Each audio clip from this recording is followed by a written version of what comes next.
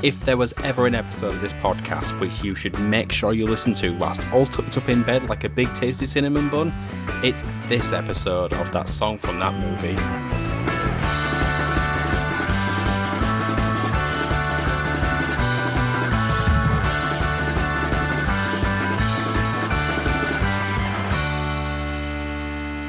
Hey kiddo, let mum and dad talk for a minute, will you?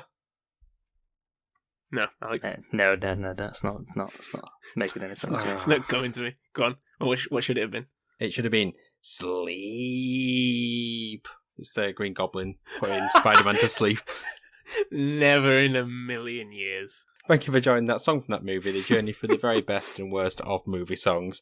I am your likes to be tucked up in bed by 10 p.m. host Dietrich, and we're joined by the man running on 2 hours sleep and a whole lot of Red Bull, Alex. I mean, Red Bull is probably is what I need. Maybe that's what I should go buy at the shop. Too many Carabos. Too many Carabos, yeah. Or Monster, Rockstar. or what was the old Blue Bull? Yeah, Blue Bull. That was it. I was going to say what was the off-brand version. Yeah, too much Blue Bull. Or not enough Blue Bull, even, should I say? Yeah. I don't know. I'm too tired to really know which way around it is. As long as it goes in the right way. And completing the lineup is the man who told me sleep is for the weak, and he's incredibly weak, Ben. I am so weak. It's been a staple for my 32 years. But this might be the one that changes it all. Probably not. I mean, I was going to go to the gym tonight, but here we are. This is better than the gym. Well, it is. You don't go to the gym because you enjoy it. You go through guilt and shame. Guilt and shame. I would like to know, in the past fortnight, what have you been watching? Cha-cha-cha. Much longer than a fortnight, though, right? Much longer than a fortnight. We've been away. No, but I only want to know what you've been watching in the past fortnight. Oh, okay, fair. So if you watched it more than 2 weeks ago, jettison it. It may as well never happened. Yeah. Exactly. Jimmy Grimble? Did you not mention Jimmy Grimble last time you watched it again? It was on... No, I haven't. No. Every 2 weeks, Ben watches Jimmy Grimble. Keeps me grounded. Yeah. So we're doing kind of like a movie jar night at the moment on a Friday. So we watched Don't Worry Darling. Have you guys seen that? I literally watched it like 3 days ago. What was your favourite part of the movie? All of it. Was it really? No. It wasn't as bad as people said it was, though. I don't know. No, it wasn't. It wasn't as bad as people said it was. I think there was problems with structure. There's problems with plot. And in fact, it felt like a movie. There's like a big twist in it. But the problem is that the twist comes so late in the film that they can't explain anything. The point of the film is the twist. Yeah, but then the twist comes and you're like, but that makes the rest of the film not make a lot of sense. Are they going to explain that? No, the film's over. No, yeah, exactly. Even the villain is like, oh, I forgot about what we do with this character. Yes. Yeah, so, like, the film was okay until that point, I thought. What it is, I thought the twist is fine. It does that thing that I hate when they know where they need to get to, and they haven't quite figured out a clever way of getting there, so they just, oh, well, he left the briefcase in the room. And I hate films. It happens in so many films when they just leave the briefcase in the room. And not only that, when you open the briefcase for a very long period of time, and then all it says is top secret. The idea of the twist is really good, and like if the film had lived up to it, or like if they'd have given it, like I heard a review where they said that it would have worked a lot better if the twist had been halfway through the film, and that changed my complete view of it, because it was like if that had happened halfway, they could have really made it work, but they didn't. They did it right at the end. Also, the film would have had a lot more of an edge if it was Shia LaBeouf and not Harry Styles, because then it would have been a bit more scary. Yeah, it was supposed to be originally. It would have definitely added a different element to it. It would have done. Not everyone gets this kind of opportunity. I like how your Harry Styles is just Mel B from Buzz Lecter. I mean, it's not that different. The boy can act, but he can't do angry yet. I don't know if he can act. I mean, he wasn't as bad as people thought. And actually, he's supposed to be British in the film, or certainly that character is. So, like, whenever it was like, why is his accent so weird? It's like, well, it kind of makes sense in the context of the film. He's playing Harry Styles. I think it's also, unfortunately, when people are decent actors and they come across they're opposite someone who's a very good actor, in the case of Florence Pugh, and it points it out a bit more that, oh, you're not up to this level. Yeah, that was a big problem.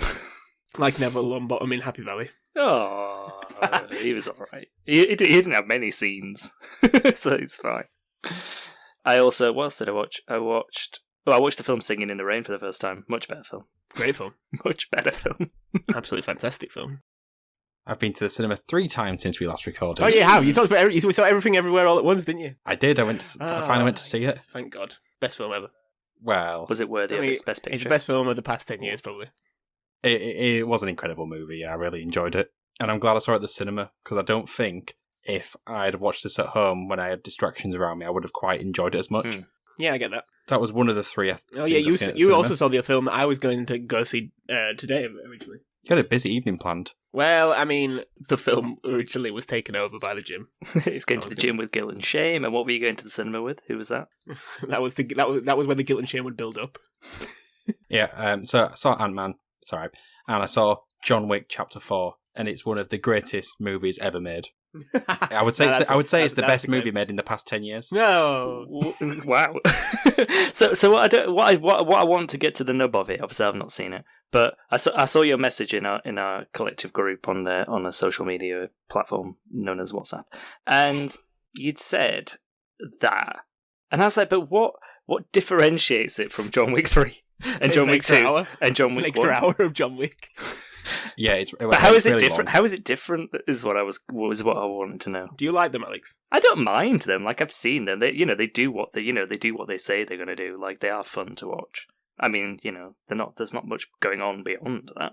So that's kind of what I didn't get. I want that. Well, it's not that I didn't get because I've not seen it, but I want to know why it's better than those three, the original 3. It's about cinematography, Alex. I don't think you look at him throwing around these big words. Costume design and other awards. Mise en scène. Yeah. Stunts.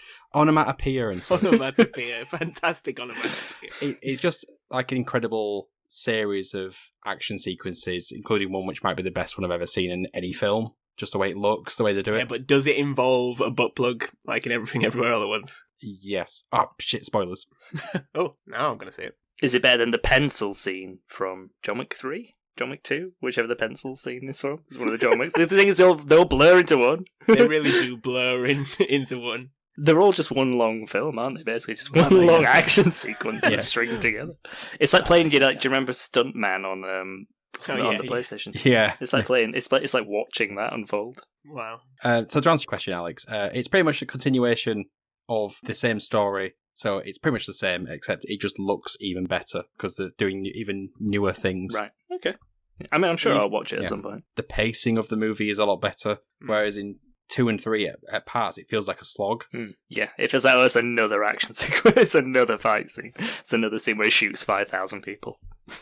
Exactly. You skimmed over Ant-Man, is that all right? Jonathan Major's all right? At the time of watching it, yeah. Kevin Feige must be pulling out any remaining hairs he's got. This episode, we're taking another step in our Disney marathon by covering the yawn-inducing Sleeping Beauty and its associated songs. So to find out what was happening in the world when the movie came out... Time for some history. Yes. It could be yawn-inducing for many reasons, to be honest. But yes, we're going to July 1959. It was released in UK in July. It was released in the US in January. But guess what? The news was better in July, so here we are. America unveils Alaska as the 49th state on the US flag. How long do you think there was 49 states? A week. It was exactly 1 year. Yeah. On July the 4th, 1960, they added Hawaii. 49 states would not have looked I'll be in a dead grave before I recognise Missouri. I like the idea of them unveiling it, like, just like pulling like a giant curtain apart, and there's another state there. Where did this go? Oh, I think it'd be like X Factor. Like it'd be like between Cuba and Hawaii. Yeah, it goes to deadlock, and Simon Cowell gets to pick. I imagine there was various like local convenience stores just selling stick-on stars. Because hell am I going to be the first person to buy a new flag? It's a good flag. Why would I get rid of it? Oh, there's probably some people still living with like 26 and not accepting anything from those unionist bastards. Like one of those flags with like the circle of stars. Yeah. It's like Disneyland where they have an old flag so they don't have to take it down each day. Yeah, fair. Also, in July 1959, the worst movie ever was released. Do you know what movie I'm referencing? What movie he's coined and I think has often taken that itself as the worst movie ever. In what year? What year is 1959? 1959, yes. Worst movie ever made. I can't think of anything that old. No, well, you might not. So there's a film based on the director's life starring Johnny Depp. Edward Scissorhands. Oh, Well, I mean, you started that right. Edward. Edward, yes, Edward. So it's Edward's Plan 9 from Outer Space. It is a terrible film about two aliens, Eros and Tanner, who arrive on Earth and try to reanimate the dead in hopes of overtaking the planet, while the military tries to keep the whole thing a secret. If you think that's interesting, it's not. It's a terrible film. And the Edward film is much better depiction of it and much more interesting. It's one of those films that I suppose if you watch it with other people, it might be entertaining, but it is just cack. And in much more local, interesting news, UK postcodes are introduced for the first time ever. What? In 1959? What did they do before? They just threw them in the air and hoped they got there. Trialled in the weird city of Norwich. Trialed. Yeah, I don't know what that meant. Like, you just try and people send post and they have to write another line like, the hell I am. There's only one, the street. And by God, I will find it. I don't know what posties were doing up until then. They must have just been panicking. Like, just writing, like, a street name and putting Leeds and just like, well, they'll find it. Knocking on every single door. Are you Mr. Smith? Yeah. Just get every single door. It must have been an absolute nightmare. But in news related specifically to this podcast, Sleeping Beauty came out. So yes, as we have been going through all of the Disney films as much in order as we possibly can, at least those with actually interesting songs, we now fall upon Sleeping Beauty, which, as you would hopefully know, is a Walt Disney produced animated movie loosely based on the 1697, so a fair bit old, fairy tale of the same name by Charles Perrault, someone we've already covered on this podcast in this Disney series because he also wrote Cinderella. The film's plot follows a young Princess Aurora who was cursed by the evil fairy Maleficent to die from a prick on a spindle on the spinning wheel, but was saved by three good fairies, no spoilers, who altered the curse so that the princess instead fell into a deep slumber, only to be awakened by true love's kiss. Or the next best thing. I can only assume we've seen this film. Yes. Yeah. Go on. Give me your thoughts. Give me your feelings. I have indeed seen this movie, both as a child and more recently. So it's pretty well embedded in my brain, as is the Disney mantra, as is their way.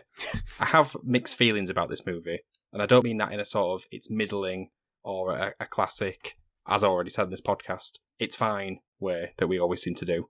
I mean it more in a sense of I've got conflicting emotions about this one. Yeah. On one hand, the story pretty much makes zero sense. Mm-hmm. Well, as it's presented in the film. Like, the whole setup is some old witch is upset that she didn't get invited to a child's birthday party. It's the story of everybody's auntie, I'm assuming. Yeah. And if that wasn't flimsy enough, she then puts an incredibly specific curse on this baby, who, realistically, had her family just treated Aurora like a princess, it wouldn't have ever mattered. Oh, yeah, because she ain't ever going to see a spindle, is she? Exactly. She's not going to do a day's work in her life. Yep. The characters are wafer thin, and they make illogical decisions, like putting the whole town to sleep. I mean, I'm jealous that he can go to sleep that fast, but it doesn't make any sense. I know it's based on an older story. I don't get that at all either. We're going to put everyone to sleep until someone who's presumably asleep will kiss her. It doesn't make any sense. No. It's just really frustrating because, like, on the other hand, I think this is probably one of the most visually beautiful movies ever made. Absolutely. The backgrounds, the works of art in their own, like in and of themselves in their own right. Beautiful oil paintings, which obviously wasn't something I picked up as a child. But yeah, watching it back as an adult, I couldn't stop staring at how intricate the work was in the background. And I'm like, this is the 1950s. How is this level of definition possible on a cell, but it's hand animated? Yeah. It's kind of crazy. You could talk about it all the time. And then the character animations on top of that, they're silky smooth. Oh yeah, especially the remastered versions. Like, the remastered is incredible. It's just a thing to behold. But even then, they're not even just silky smooth. When they need to be, they're like perfectly gnarled. Like when Maleficent surrounds the castle with the thorns, or whatever she surrounds their castle or a tower or something. I can't remember. Yeah, it's good. The thorns are so well crafted that they feel real, to me at least. I get almost like a visceral reaction to how sharp and jaggedy and spiky they are. I can sort of feel it on my skin. It's a children's princess movie from the 1950s. There's no reason for this movie to look as good as it does, but I'm glad that it does. Yeah, absolutely. It's probably the best looking Disney film. I'd almost say, I'd probably go as far as to say that it is the best looking Disney film. And like you said, it's probably one of the best looking animated films ever made. And I just think it's like you said, it's like the texture and like the layering of everything that's going on, but also the color, the color palette as well is just like so striking, especially in that new and remastered version. It's like it's kind of like it's sort of like has like a fluorescence to it, like the colors that shine out amongst like from the dark background. It's just like wow to look at, really, isn't it? But then the story there's not much there's not much to it. It's pure cack.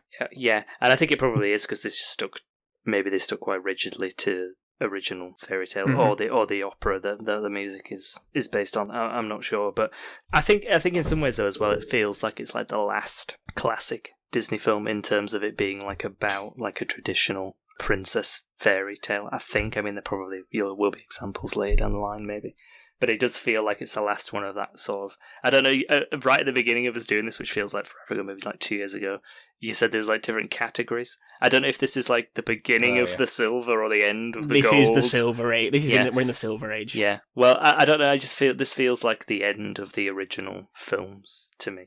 Because the next one I think is 101 Dalmatians, which we already did cover, I think. Yeah, we've already covered, yeah. That feels like the newer generation of Disney films, whereas this one... And I know like we've seen some like Lady and the Tramp, maybe they didn't fit into that mould, but I still see this one as an original classic older one. Yeah, I do too. Yeah, I'd say this is the classic of the original princess stories as well. This is the last one, I think, for a while. If someone asked me when this was, up until, like recently, because also we're doing this podcast, I don't think I would have said it was as late as 59. I think I would have said it was like 47 or something like that.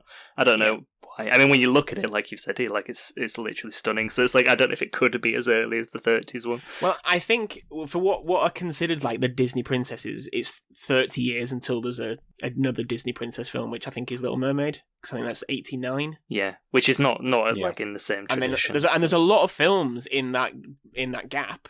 There's a load of films, but none of them are Disney princess films. We go from we've got like The Sword and the Stone, Jungle Book, Aristocats, Robin Hood, Rescuers. They're all, Peach Dragon, they're all famous Disney films, but there's not the princess films, which is quite interesting in a way. Mm. But I think, and we'll go on to talk about that a bit now, I guess, about why that might be.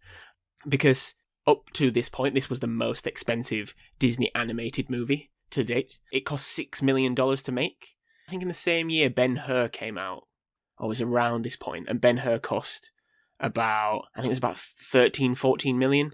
If you've seen Ben-Hur is an epic of like the most epic scale. It's got like thousands of extras. Yeah, and so you compare that to an animated movie. That's not a very long film. Yeah, it's only an hour and 15. It costs like just over a third. That's pretty mad, really. So the film did not do well. It was considered a box office bomb. It made $5.5 million back at the box office. So it's not even made its initial budget.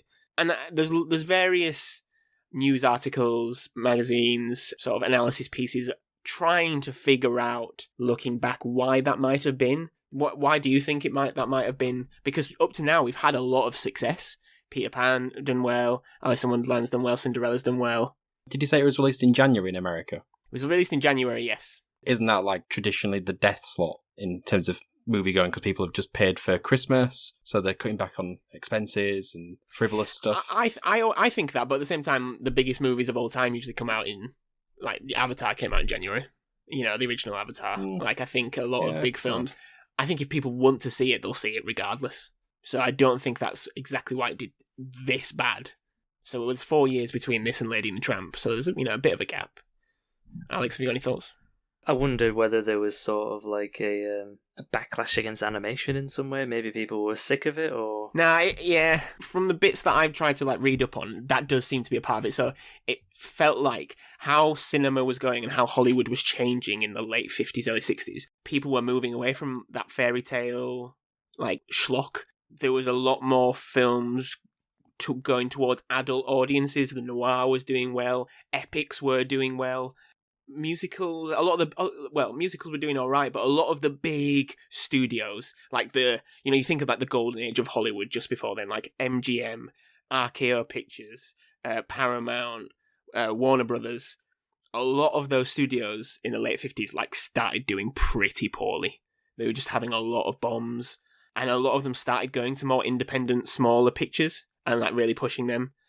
Films like Ten Commandments and like Ben-Hur, they were either basically going on the one or two of the extremes. So like either funding small and trying to make small wins, or just going all out with these huge, massive epics. And sci-fi started coming in as well. So like there was Journey to the Center of the Earth, which I think did quite well. I think people were moving away from fantasy. High fantasy, fairy tale, what might have been seen as more children's. Like, even the market for young people was starting to gear more towards the teenage market. Yeah. Like, especially musicals and young women. Much to the chagrin of Stinky Pete the Prospector. Yeah.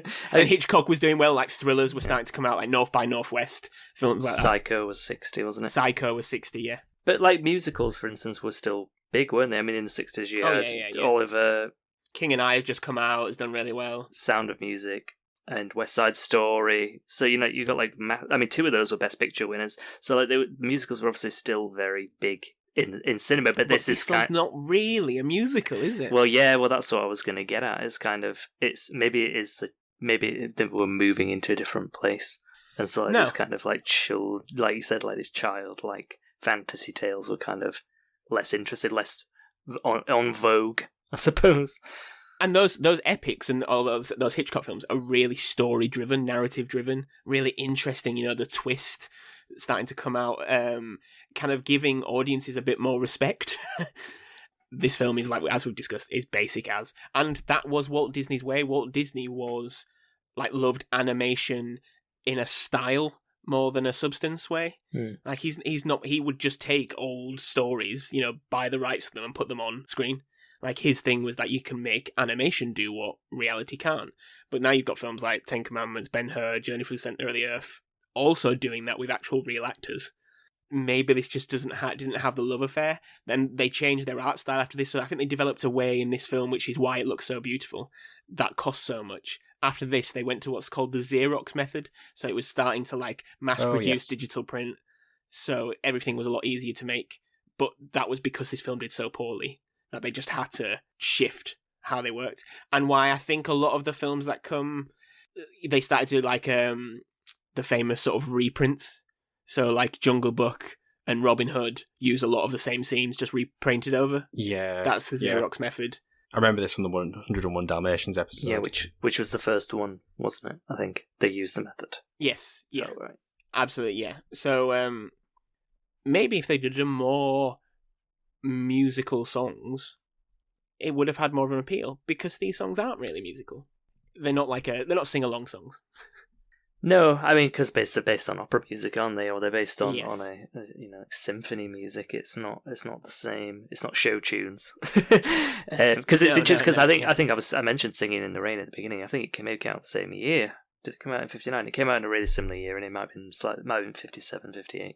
And that is almost like a high concept musical. Oh no, it's a bit earlier, 52. Oh, sorry, Raz, it was as early as that. But anyway, but maybe that goes to the point in that like there's so many interesting things going on in that film, like cinematography wise, and you watch it and you're like, it's one of those films where there's so many references to it until you've seen it. You're like, oh, that's where that reference was from, and it's like it's shot in such an interesting way, and then you come to this, which, don't get me wrong, as we've said, is like really stunning to look at, like now to look back on it. But I think maybe at the time it was like, oh, this is just another animation. There's nothing that interesting going on. I think that's what it is. Yeah, like Technicolor is just fully up and running now. Like we left black and white in the mid-40s. Everything's now just playing around with how can we make really interesting palette choices. Like Singing in the Rain is probably one of the best examples of that. And yeah, I think the magic of animation was just dropping. Now we obviously look through it with a different lens, but I just don't think the beauty that it could provide that nothing else could was changing, because studios were having to take more gambles and try new things and not just rely on those just pumping out, talky pictures that they had been doing for as much as possible through especially through the late 40s, early 50s. Makes it a real shame that this one bombed then, because imagine the next decade absolutely. of films that look like this that we lost. Yeah, and it's a film that I know has got a lot of love, but it's also, as generations go on, people find it more and more reductionist, especially because of Aurora. Like, it's very easy for it to just become the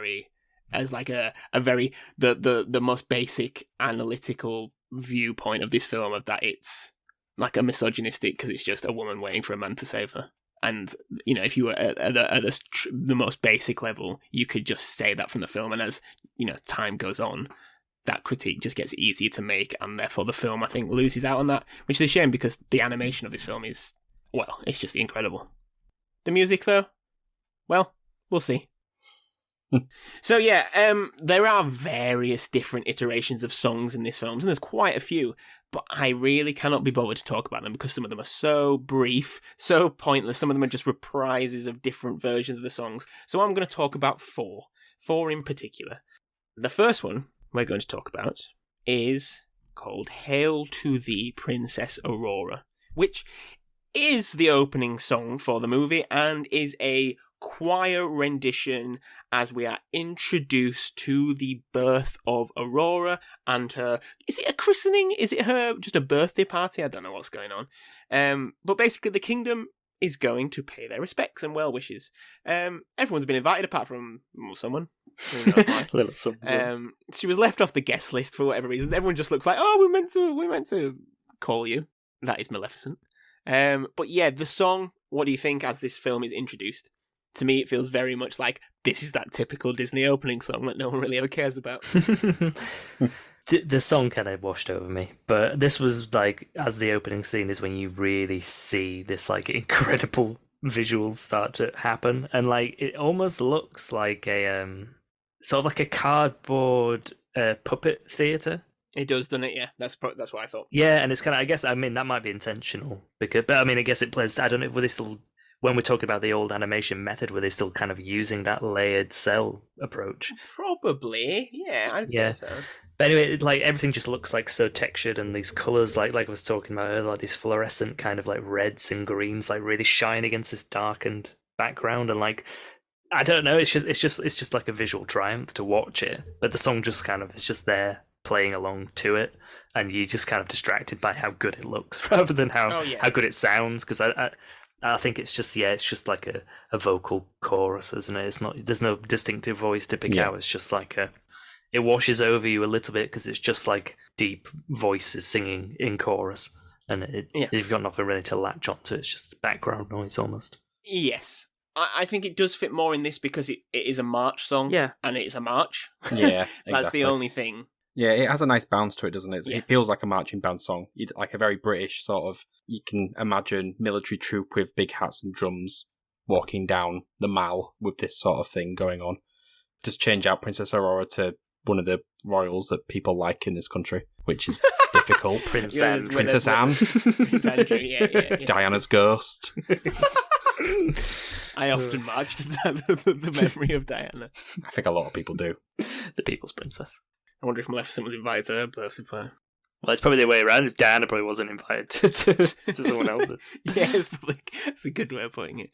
So yeah, the song is based on the march, which is from the prologue of Tchaikovsky's ballet, Sleeping Beauty.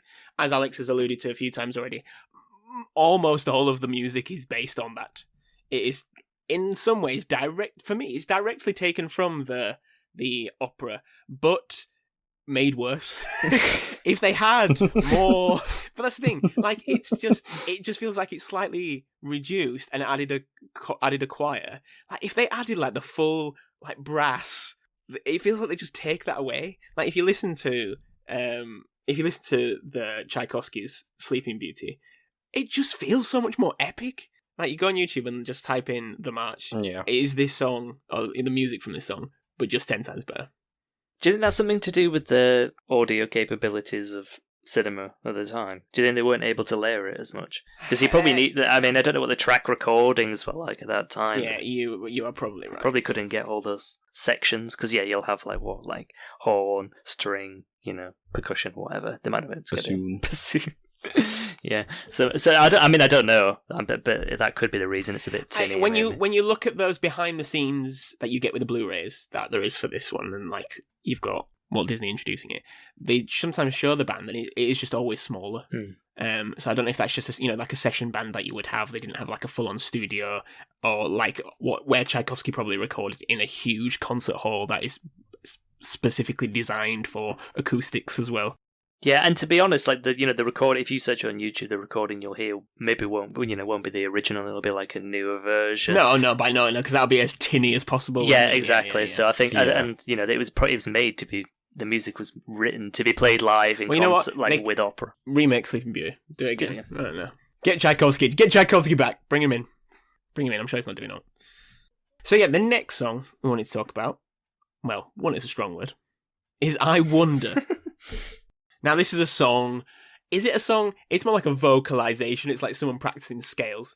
But it is performed by Aurora as she meanders through the forest, which she has been confined to. Can you be confined to a forest? As Dia's pointed out, the parents being idiots of thinking, yeah, that'll protect her. Let's send her out of the castle where we have 1 million guards. And no spindles. Yeah, no spindles. To just be looked after by 3 fairies.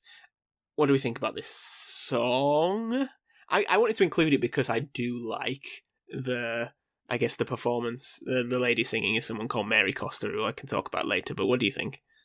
Well, I guess before I talk about the song, again, the animation here is beautiful. Yeah, this is beautiful. In the forest, it's incredible. Even if, annoyingly, the YouTube video I found earlier must have been running at like 10 frames per second. That was the same when I watched. When I watched it a year ago, this bit's all really, really smooth, and the YouTube video is like this. It's not good. Anyway, the song is very forgettable. If not forgettable, it's very easily mixed up in my brain with, what's it called? I'm Wishing from Snow White. Yeah. So if you want my opinion of the song, Ben, I guess it's that I have no feelings about it whatsoever. Yep. Because I couldn't really remember it, and it made no impacts on me. Good. And I know I won't remember it in the future. Yep. Cool. Al? The first thing that struck me was obviously the scene from Shrek, which is so obviously based on this. And the exploding bird. So, obviously I was watching this thinking, when's the bird going to explode? But no. It is what it is. I don't really know what to say about it. It's not really a song. There's not much. One of the main reasons I wanted to include this was because it was the first introduction of Aurora, almost like the Mary Poppins kind of singing around the fountain. And Mary Costa, Mary Poppins?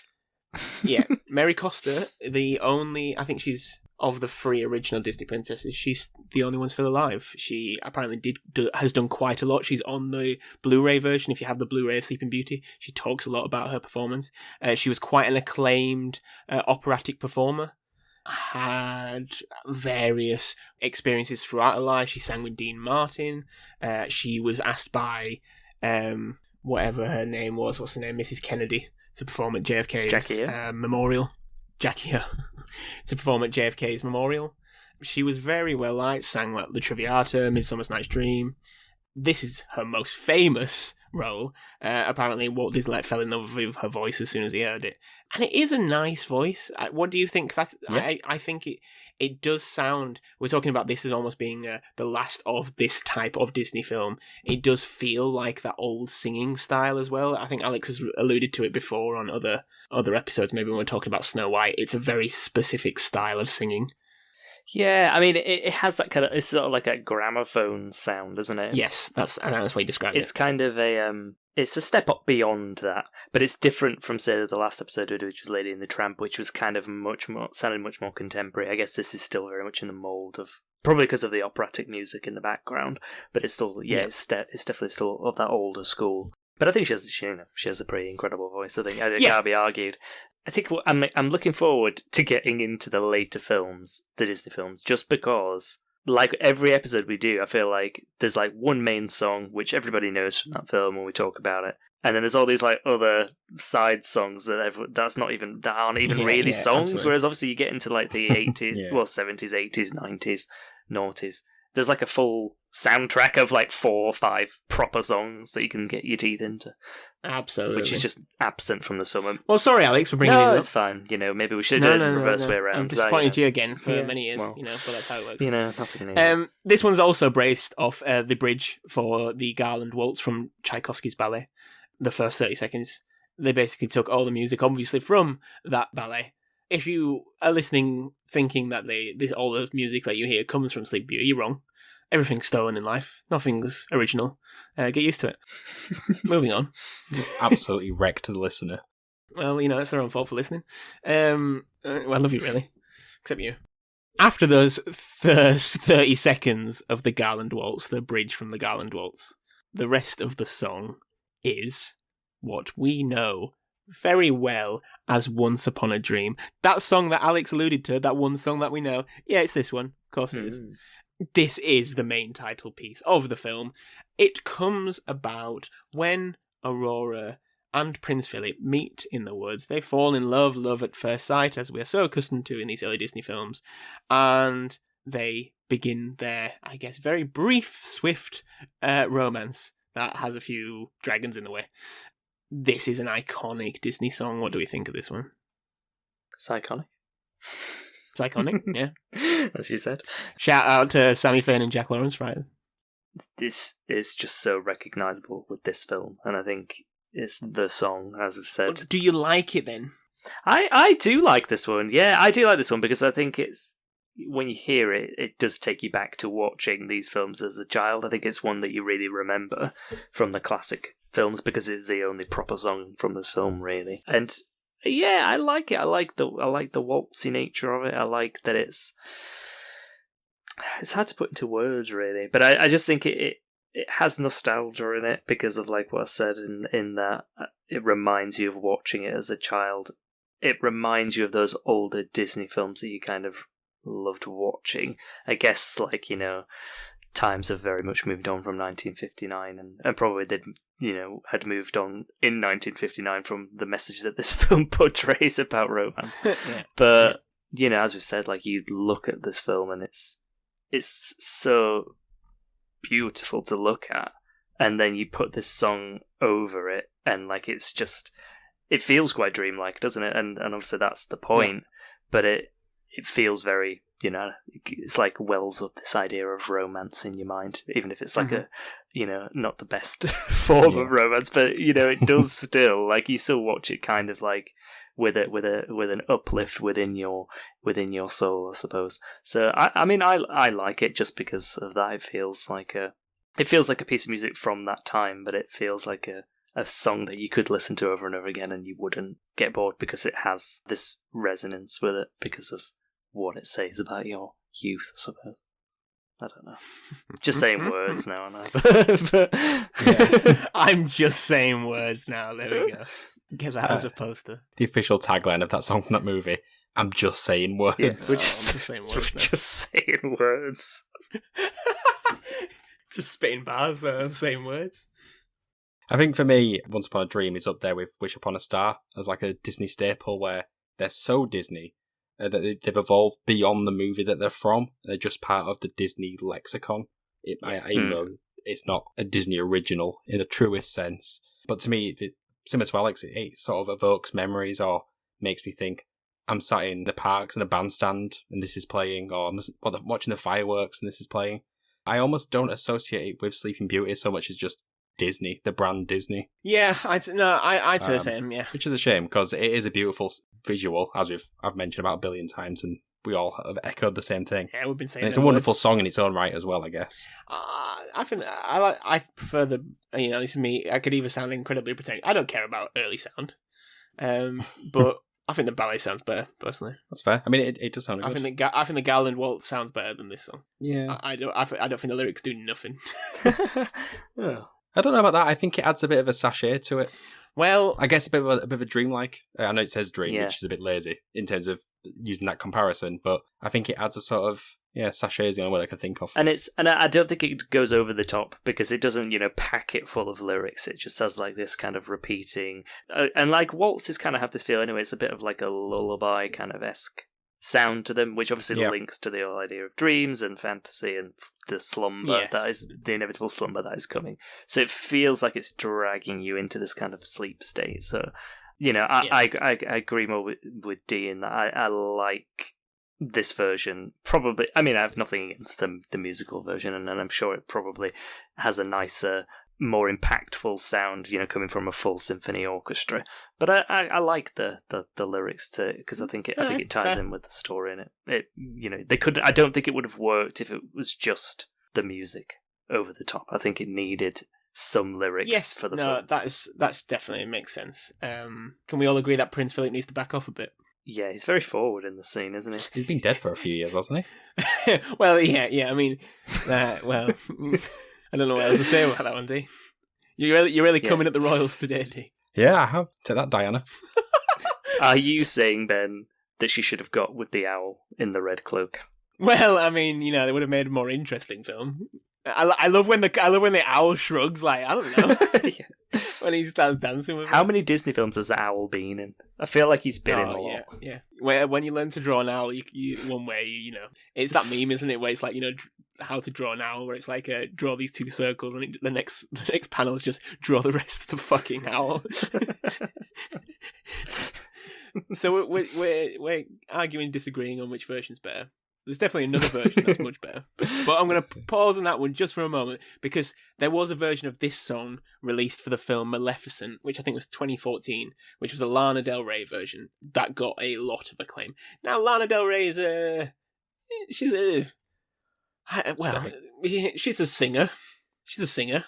What else do you describe about her? She's a singer of the time. I feel like she was incorrectly labelled as a generational talent when she's just a good singer. Yeah, well, I feel like she's had about 4 or 5 albums now, and I just feel like they're very much the same song. She also didn't like the fact that she wasn't on the main stage at Glastonbury, which I thought was a pretty dick thing to say. Has she ever topped video games, though? Well, the very first song she ever released. Yes, that's the thing. I like some of her music. I do think that version is pretty good. That idea of singing it from Maleficent, which is quite an interesting character. I think the first one's pretty decent. The other one's not so good. But yes, there is another version that I've sent to these two guys. Now, one of the great things in the in the incredible churning industry that is Disney is that they obviously have the rights to these songs that we love and cherish for years, decades, and they can do with them what they please. And they're going to push them into your mouth in some way. And one way they did that was in the 90s. In fact, this might have been even the early 90s. Now, This has got to be 90s. Everyone knows surely. the group No Secrets, right? Yeah, we all heard of No Secrets before I sent you. I have not. No, they were a secret to me. They're like a poor man's Cheetah Girls. All I know is that one of the main singer for... They were very cheating girls, weren't they? The main singer for No Secrets was called Angel Faith. Was that her real name? Well, Angel Marie Faith. Angel Marie Faith. Wow. Yep. So basically, everyone go on YouTube and listen to this version, the No Secrets version of Once Upon a Dream. It's special. It's a gift. It's so special. It's not always the gift that you want. It's sometimes that gift that's been re-gifted and packaged in different ways. But it's a song. What do you think of this version, guys? Much more interesting, much more contemporary. I haven't provided you with, like I have in other episodes, the Disney Eurobeat version of this song, which is also a Stone Cold classic. That's a shame. It's so close to Eurovision. This felt like it could have been a Eurovision entry from like about 50. There's loads of different versions of this song. Do you know Emily Osment? I think she was the friend Hannah Montana. of Hannah Montana. Yeah, she also did a version of this song. But the No Secrets version is much better because they're on set. They've been filmed in front of the animated backdrop. It's a fever. My absolute favorite thing about it is like it does that thing that so many songs of this era did, which is kind of has almost like a voicemail sound in it, where like one of the people is like speaking as if they're leaving a voicemail, and it has that like kind of like weird like I don't know, like vocal fry, staticky sound to it. I can't really describe it. So when you hear it, you'll know what I mean. Yeah. And it's just got that like 4 or 5 times. It opens with it, and then it's like it happens like 3 or 4 times in between, and it's like, come on, your princess is waiting. And they've got like its full-on dance number, isn't it? Like they've got an organised routine. Oh yeah, the choreo is on point. Well, no, I mean, yeah, you've got to listen to it, guys. It's ridiculous. Music's changing. Music's developing all the time, and improving. Should it go back here to this place though? I feel like it's some ways it should. You know what? If you did that thing, like there's those I always think of there's a Doctor Who episode where they get what's his name, Van Gogh, who obviously died not knowing the impact of any of his works, and then he's walking around the gallery and he starts crying because he's realising the impact he's had. Now, if we brought Tchaikovsky I think you're saying No Secrets. They're not dead. No, but music died the day they stopped recording. Well, yeah, I suppose. Maybe this is what Don McLean was on about all the time. It was. Obviously he wrote a song about Vincent van Gogh as well, so... But if we show Tchaikovsky the impact of his work had on the zeitgeist, well, I think he'd just, he'd be inspired to write another ballet, and maybe use the Eurobeat tunes, because apparently, according to the people that are a fan of that Eurobeat album, this is one of, if not the best 2/3 of. It's one of those. That is the main song from this film. There is another song, which, that's the thing. There kind of is. It's it comes as, guess what? She's pricked her finger. The song is called Sleeping Beauty. Usually the song that has the name of the film is a better song. So it's kind of a reprise of a tune that happened earlier called The Gifts of Beauty and Song, which is when the fairies are giving their gifts. But it's got like a verse. And this version has 2 verses, so I thought, hey, what? This is more of a song. Plus, I wanted to mention it, which we've already come and talked about, how ridiculous it is that they're just like, well, yeah, I guess she's asleep. Well, let's put everyone to sleep. It's just fucking put them all to sleep. You know what? If they've had postcodes, they would have known how to get hold of the prince. They could have just sent him a letter. But you know what? Because they literally destroy the entire staff. You know what? They deserved it. I'll tell you what, they deserved it. Yeah, I mean, what is the logic behind putting them all to sleep? I can't remember.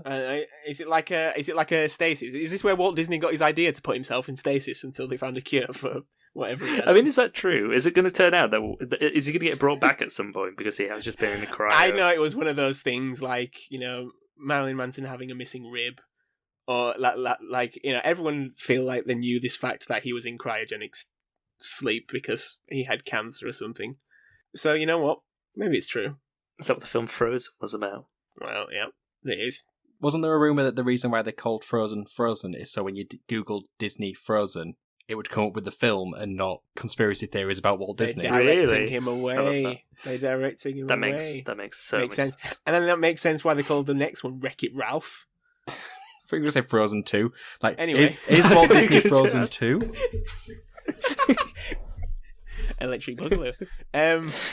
There's not. I mean, like I say, if you play. Do you want my opinion on this, Ben? Go on, give me your opinion on this song because it's not really a song. It's 10 a penny. There you go, Alex. Thanks. Yeah.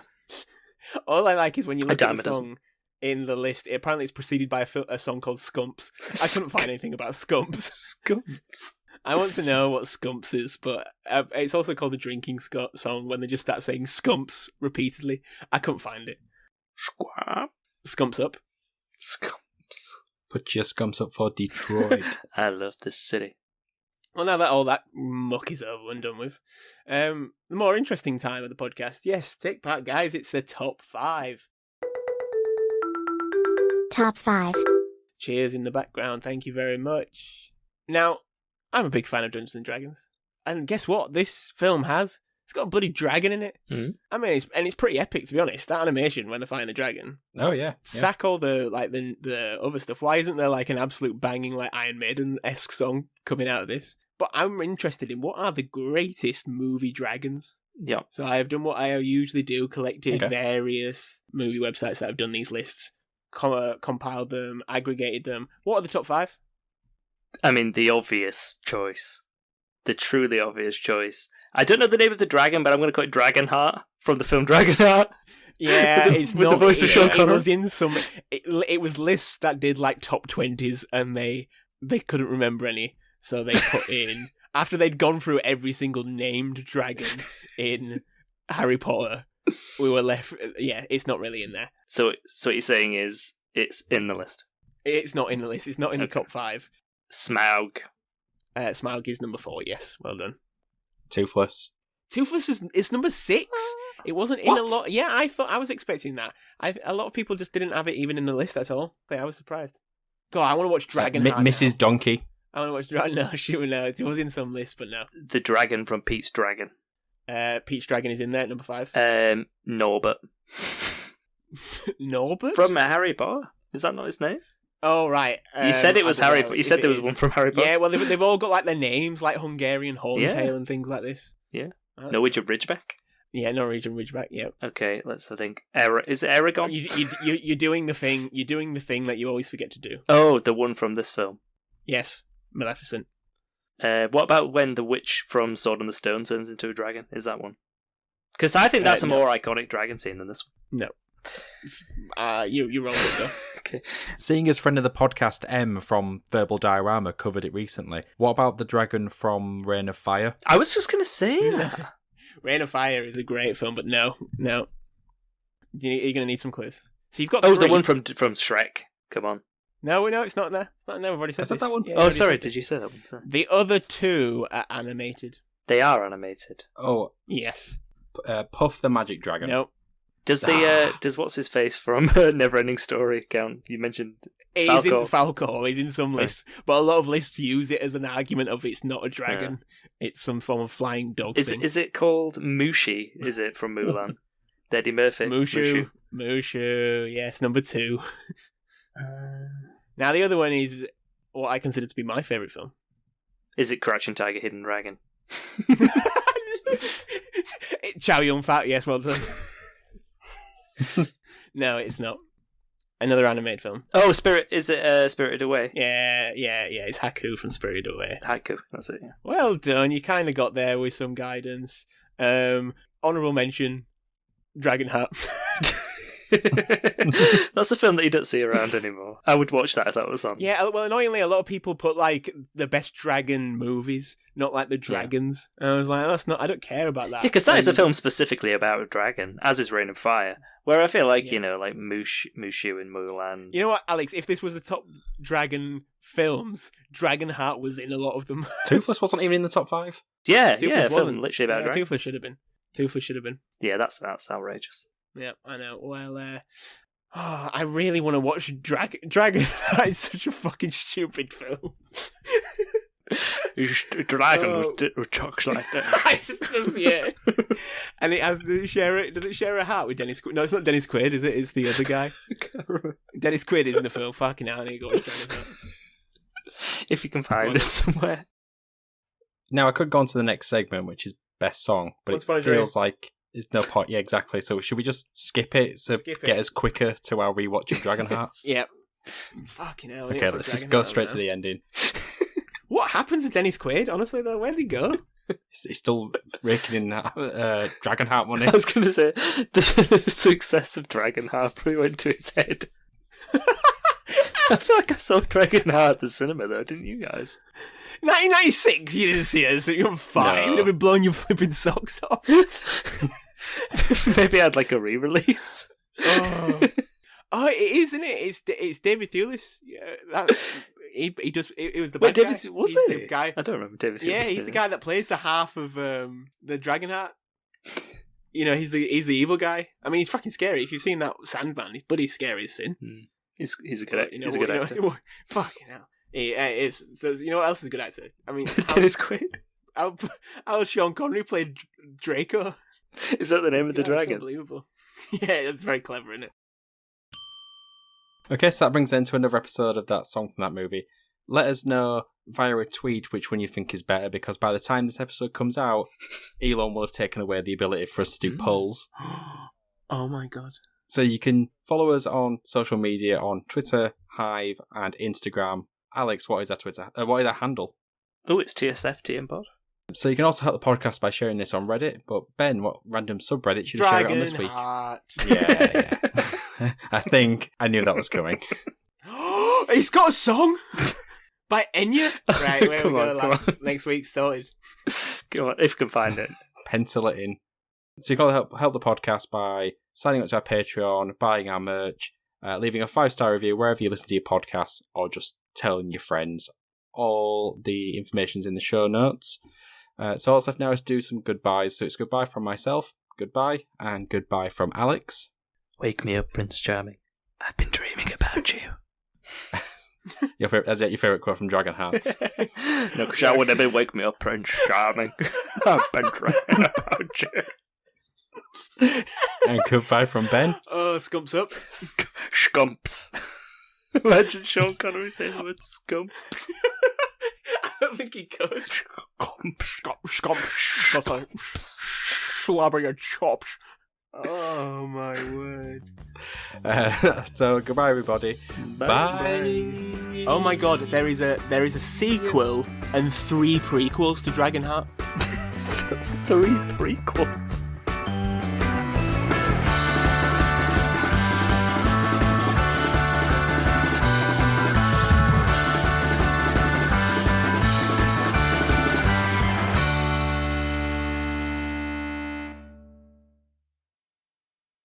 In post, I add an apology for 3 Yorkshiremen saying Aurora.